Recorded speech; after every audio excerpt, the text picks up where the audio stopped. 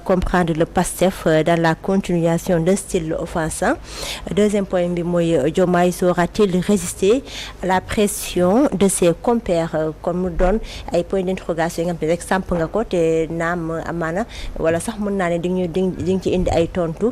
kon nag ñu daal di ko tàmbale ci ponk bu njëkk ci mooy ndaxte mën nañ comprendre ndax PASTEF day wëy di doxal comme ni mu daan doxalee jamono bi mu nekkee opposition ba tey ji àgg au pouvoir ndax da koy continuer am déet. Absolument, tout à fait. PASTEF comprendre justement la compréhension d'un style offensant. Effectivement wax nga ko noonu ci olof wax bu baax j'ai essayé de comprendre de réfléchir pourquoi le PASTEF continue à adopter ce même style pendant qu'ils étaient dans l'opposition, ils avaient justement les mêmes attitudes. Eh bien, on sait tout ce qui s'est passé au Sénégal entre 2021 et 2024. On se rend bien compte que ni PASTEF arrivé au pouvoir, c'est toujours le même style. Ana lu ko waral il y a quelque temps le premier ministre de la République du Sénégal dafa taxaw assemblée mu ne am na ay attitudes yoo xam ne dafa war a jeex Sénégal, ce dont j'étais totalement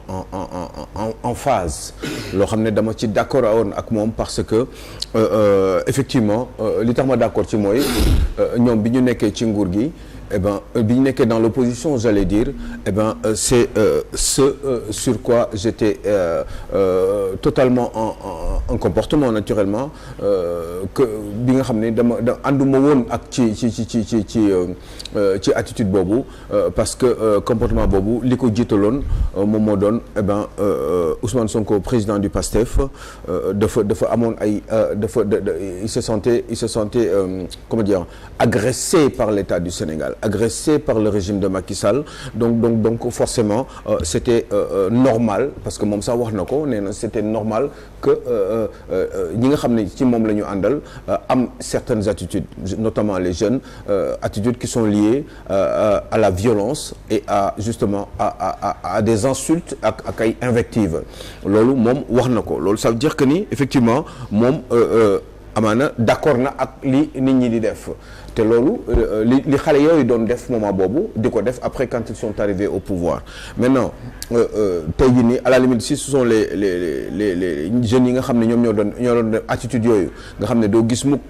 ñi nga xam ne ñoom ñoo leen jiite seen i njaboot wala seen i doom wala ñi leen di jege ose taxaw ci télé bi di am yenn attitude yi ñoom ñoo ko doon am, alors que ils n'avaient, à part l'espoir qu'ils avaient à ces gens-là, ils n'avaient aucune maîtrise justement de li nga xam ne moom la gars yi ñoom seen patron yi wala seen leader yi mbébétoon quant à l'avenir du Sénégal, parce que effectivement on s'est bien rendu compte que ni toutes les promesses qui avaient été faites tey jii nii ba tey fu ñu toll nii gis ngeen ni am na yu bari yoo xam ne doxul ci réew mi et que on a des blocages justement j'allais même dire socio-économiques. Léegi nag yooyu yëpp faisant, sénégalais yi di xaar yu bari, seen espoir commencé di donc dissiper wu, on se rend compte que ni effectivement am na leneen loo xam ne ñi ngi ko si bëgg a teg, sans doute peut-être pour faire oublier aux Sénégalais en général, mais surtout ñi nga xam ne dañu àndoon ak ñoom pour ñu fàtte problème yi ñu dëkkoo, jéem a tourner autour de la personne du Premier ministre qui est justement le président du PASTEF, pour mën a continuer di gëm ni ñoom à l'avenir dëkk bi dina dox avec cette attitude-là, ce dont je ne crois pas, parce que dama gëm ni dëkk bu fekkee ni dafa war a dox il faut que mu am benn espèce su calme, benn espèce su sérénité boo xam ne dafay am ci nguur gi, parce que ñoom li olof di wax ku am cax du borom cax du xuloo ku amul cax, je sais pas si ça se dit comme ça. Loolu attitude boobu am nañ ko, auteur bi nga xam ne moom la ñu waroon am amuñu ko, parce que tout simplement li koy gën a firndeel encore mooy voyez bien un ministre de la République du Sénégal, à la limite même responsabilité yooyu mu am, ministère boobu c'est un, moi je pourrais voir ça comme un poste de souveraineté, parce que lépp loo xam ne dafa jëm ci wàllum ressources minières dans ce pays-là muy pétrole beeg muy or beeg lépp lu ñu am comme ay richesses dans ce pays-là loolu ku koy téye ci réew xamal ni moom c'est l'équivalent d'un ministère de l'Intérieur ou d'un ministère des Affaires étrangères donc ça fait que ni effectivement ce ministre-là da ngay dégg ni bërki démb dafa taxaw mu ne poste bi mu yor lundi ba vendredi rek la samedi ak dimanche lu ko neex mu def alors que moi je ne vois pas ça de cet œil-là parce que pour man un ministre de la République je pense que ni vous devriez même si vous êtes chez vous devriez être en astreinte c'est-à-dire que ni yow sa liggéey c'est du lundi au dimanche 24 heures sur 24 le temps juste de dormir parce que vu justement réew mi fi mu toll vu les urgences je ne pense pas que ni lundi ba vendredi la après li ci des ay affaire de xiiro ak ŋaayoo la parce que tout simplement il était en train de dire ou de conseiller à un jeune insulteur benn xale saagakat boo xam ne bërki démb la yoon wax ni xale boobu saaga yi muy saaga eh ben teyu ko parce que yaramam neexul donc kooku la ñëwaat moom kooku nga xam ne yaramam neexul moom la parce que médecins yi amaana ñoo ko wax kooku nga xam ne yaramam neexul kooku la ñëwaat taxaw jàkkaarloog moom à Saint-Louis pour lui dire ku leen saaga ngeen saaga ko à tort ou à c'est un truc de malade et j'étais choqué. C'est vrai Sénégal dafa doy waar daal Sénégal daal dafa doy waar. Voilà c'est un ministre qui tient le pétrole. Non attends c'est un truc de malade. maanaam un ministre. Voilà wala un DG. wala un député dañoo war a joxe bon exemple ci ñoom la ñuy roy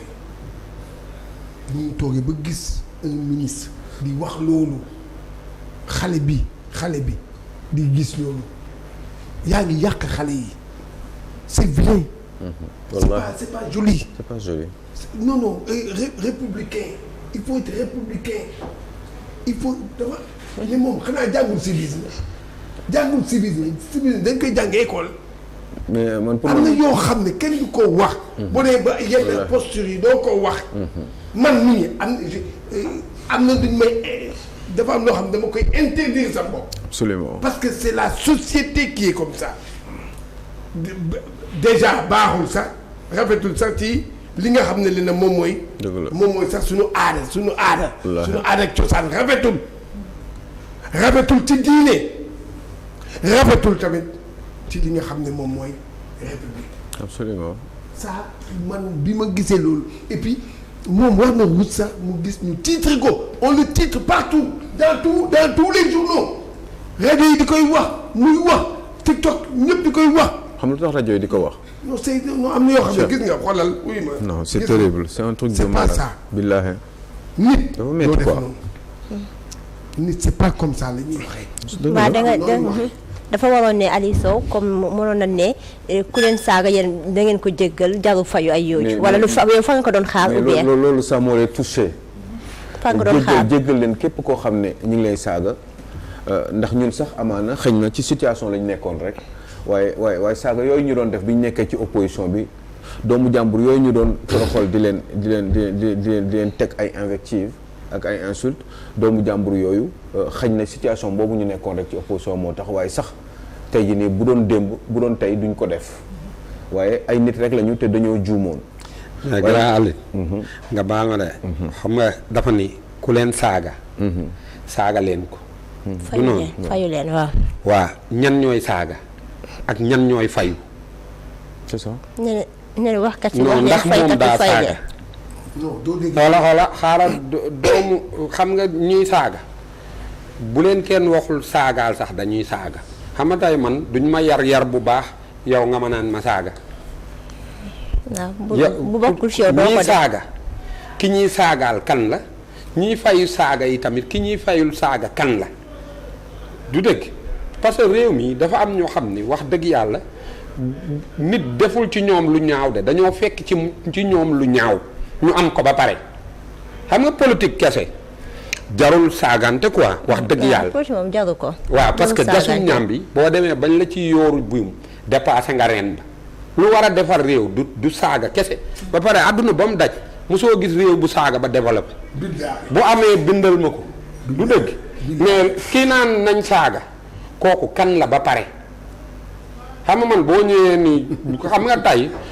du ñu wax gouvernement bi moo ni nañ saaga xam nga Sonko waxul ku leen saaga fayu moom Sonko nee na ku képp ku saaga bokkoo ci sama njaboot. waaw kay mais moom waxoon na ko. mais moom moomu ñëw di saagaloo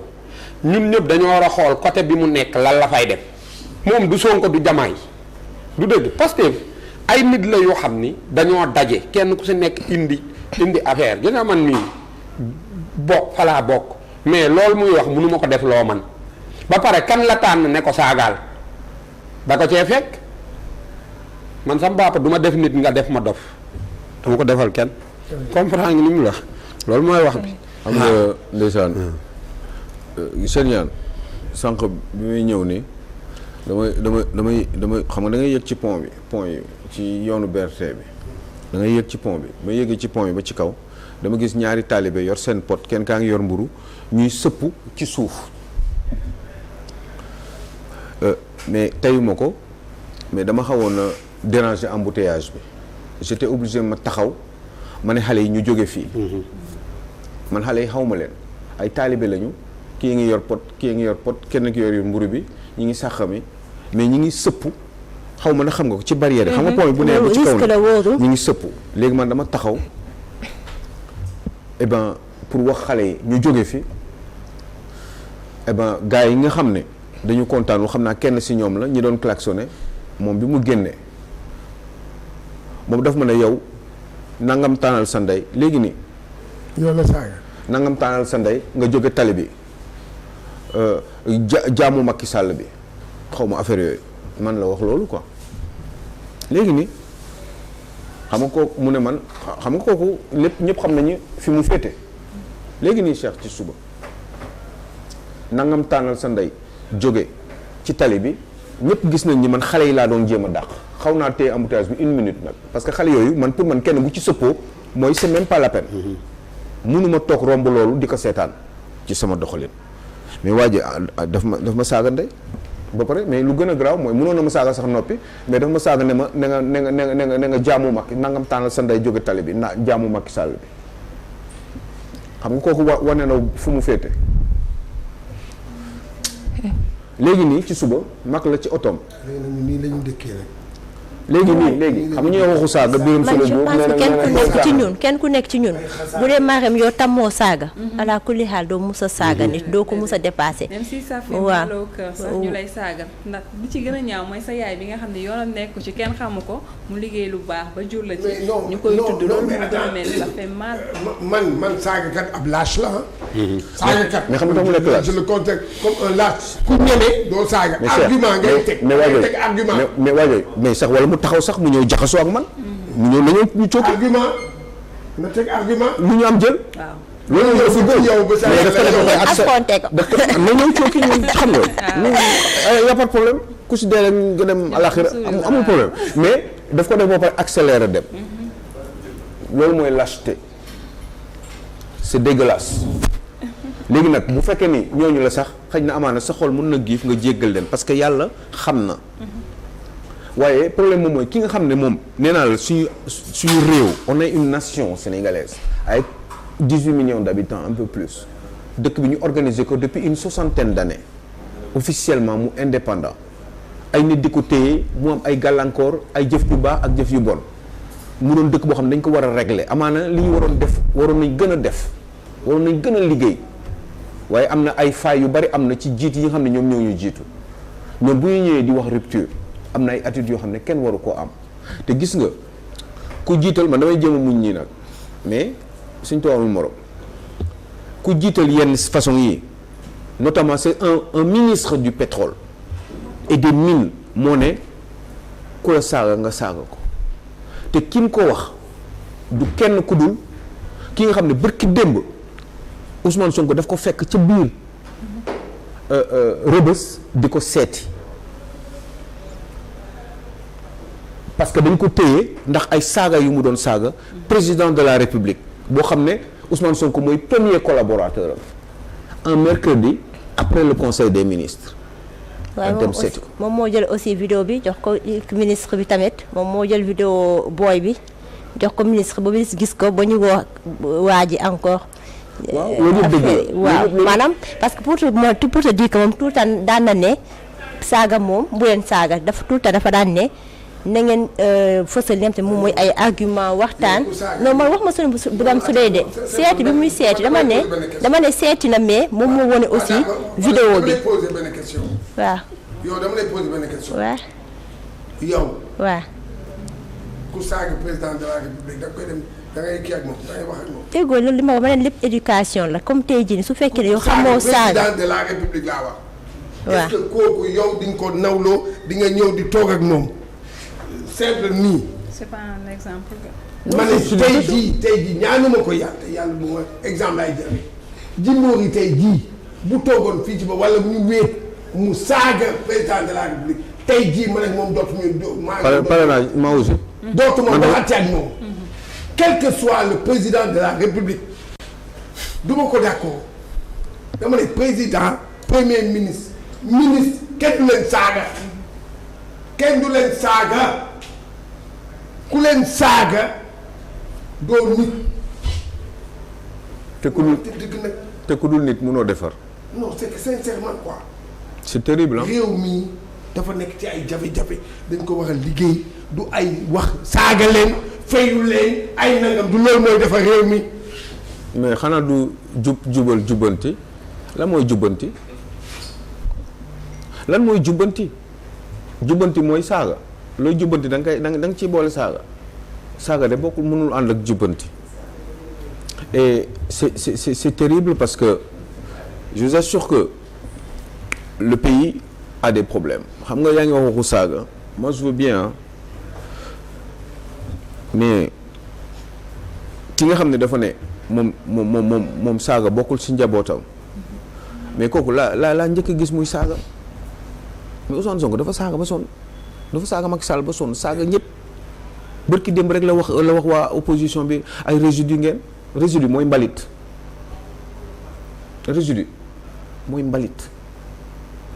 mu ne waa société civile bi ay fumier lañu dama ngeen xool lan la ci olof wala ci France loolu la premier ministre bi wax te bi c'est un truc de malade xam nga à la limite l'exemple c'est par le haut ñoom ñooy kilifa man Bassirou Diomaye Faye mosuma ko dégg mu saaga à part peut-être benn erreur bind am lu ko metti nitam ñu yóbbu ko ci kaso bi mu bind am yu mu wax ci magistrat te xam naa ne loolu regretté na ko parce que c'est un garçon quand même qui est très poli c'est un monsieur qui est très poli Bassirou Diomaye Faye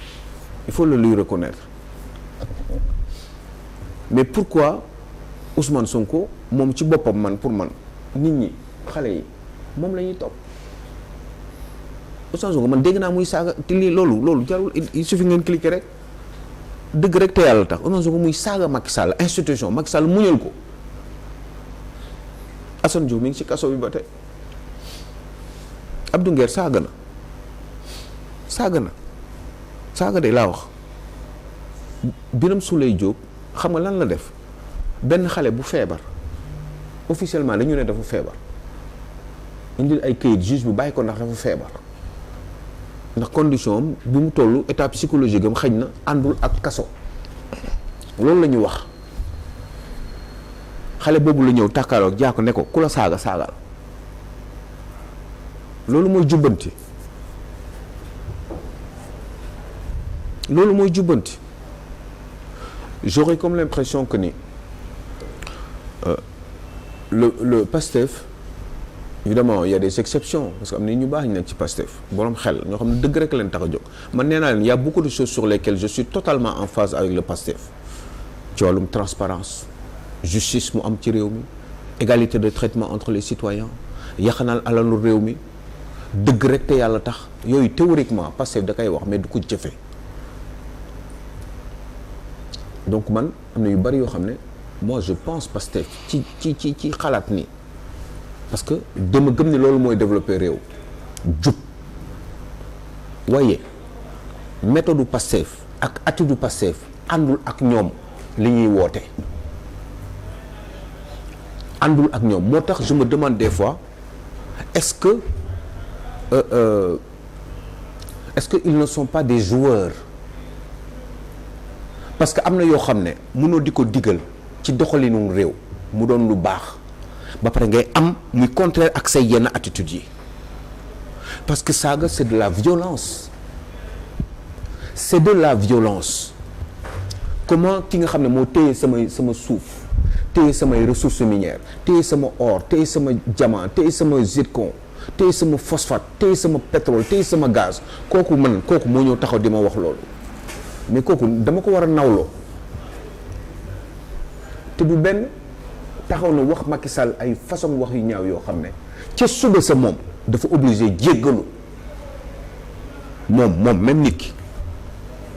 ca suba sa dafa jéggalu parce que xam na li mu wax garaaw na à un certain point mais gis nga xam nga jéggalu doyul xam nga nit mun nga juum waaye di persister sa juum ça veut dire que sa jikko la kon majorité ñi nekk ci Pastef di saaga seen jikko la kon Ousmane Sonko bu ma nee man digaluma kenn mu saaga kookee moom moo ñëw bërki démb mu ne leen xale yi amuñu benn choix bu dul saaga kon beneen choix amul ci réew mi bu dul saaga yar ak teggit jàngal xale yi xam-xam wax ak ñoom dëgg te yàlla tax même bu ñu la doon oppressé c'est pas beau je suis dégoûté ce matin amaana xëy na waa ji saaga bi ma saaga ba pare dem il n'a pas osé s'asseoir jàkkaarloog man ba pare accéléré dem te man defuma dara lu dul xale yooyu rek laa doon bëgg sauver parce que bëgguma dem ñëw petit déj dellu soir ñu ne ma ay xale lañu la ay auto écrasé fii dañ jógee ci pont bi daanu ma ne non lii du ma ko romb parce que risque la ils ne sont pas conscients te pourtant sama kanam auto yaa ngi doon daw bàyyi xale yi foofu xam nañ ñi fi ñu nekk risque la man ma ñëw taxaw di def loolu xaw a gêner embouteillage bi 1 minute waa ji di ma daggal ay ndey comme ça ba pare dem bu fekkoon sax dafa jàkkaarloog man ça serait différent donc c'est pas beau c'est pas beau lii rafetul. léegi dañ jéem a changer réew mi parce que gis nga solution du lii solution mooy def seen kamtalaay kàttan ba réew mi dox ngeen am jàmm ci biir réew mi ak seen opposition bi am jàmm ak société civile bi am jàmm ak sénégalais yi di wax dëgg mu am transparence bi ngeen di woote lépp di leer sénégalais yi teg seen bët loolu kese mun na rey opposition mais dans la vérité réew mi li ñu fi xam dafa bari mais man yooyu nekkuma ci je ne suis pas ci ay critiques je suis dans les critiques objectives nekkuma ci ay non dëgg rek laa jéem a wax te yàlla tax. mun nañ dem ci deuxième point bi wala. oubien mun na nekk mun nañ ko continuer d'accord deuxième point bi nga ne Diomaye saura-t-il résister à la pression de ses compères. ma fàttali ni saaga bi li tax mu metti ma du dara de. c'est pas parce que dama ñiy saaga nii machin li ma metti mooy waa ji dama koy gis nii bu paree mu dem il n'a pas osé taxaw loolu rek am metti parce que chaque jour ñu saaga la ci réseau yi je m'en fous. kon da nga doon cooki. moom daa pare woon wàcc ci oto bi xeex. da nga doon xeex ak moom doomu saaga ñaari yoon Cheikh Tidiane. da nga doon cooki. ba doomu saaga ñaari yoon. di nga doon jàppante. non doo ko def ñaari yoon. waa demal ci kii. bi ko temps bi mi ngi ñuy kii mi ngi dem. waaw léegi ci deuxième point bi. lan la woon nga ne ndax Diomaye saura-t-il résister à la pression de ses compères. Diomaye saura-t-il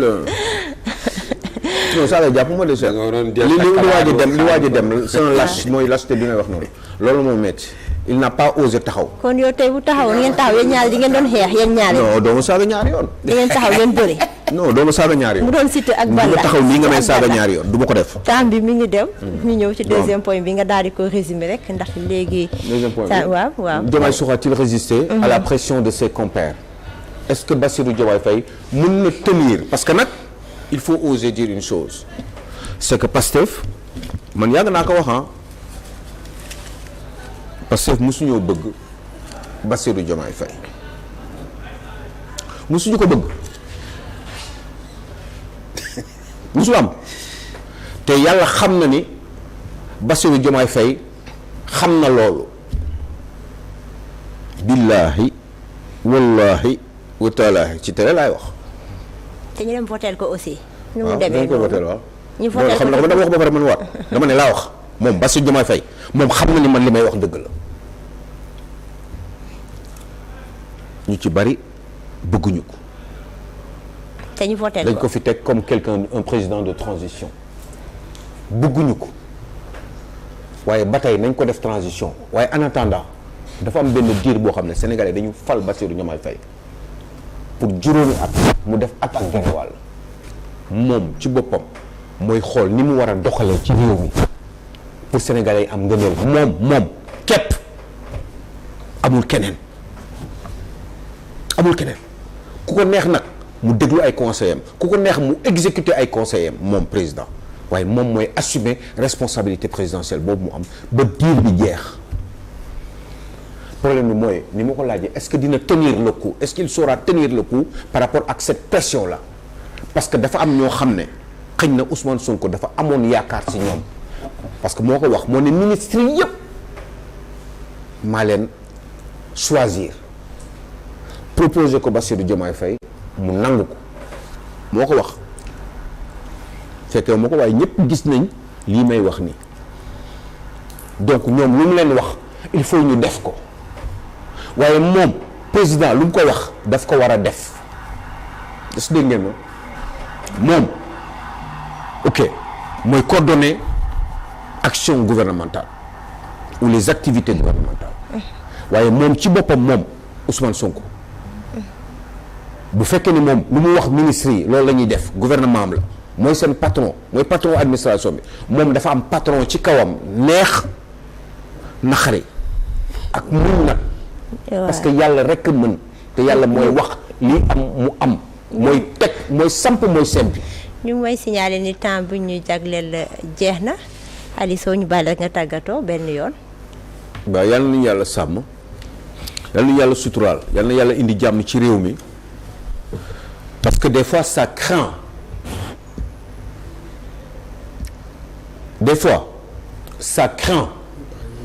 pareegul kay moom pareegul de. Maman Ndeye Thiam yàlla nga fi yàgg ma coupé ko de ah. Maman Ndeye Thiam guddal fan ñu ngi lay ziar bu wér di la ñaanal yàlla nga gudd fan yow ma sa Thiès Thiam yàlla suturaal la dugal sa cër may la beaucoup de bonheur ci sa biir njaboot yow Thiam yow mi baax Penda Diallo Gueye yàlla nga fi yàgg déwee. amiin amiin Néné ma petite sœur qui est à Dakar. Je t'aime très fort. gudd leen fan. amiin merci beaucoup ñu ngi lay jaajëfal bu baax a baax Aliou Sow ci rubrique actualité ci point yi nga indi mu doon point yu am solo kon léegi rek dañuy daal jël pause bu ndaw daal ñëwaat si suñu plateau.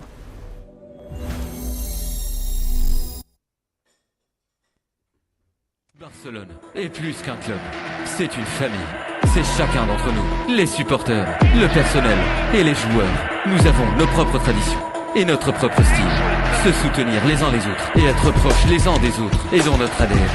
Et aujourd'hui, nous sommes plus proches que jamais.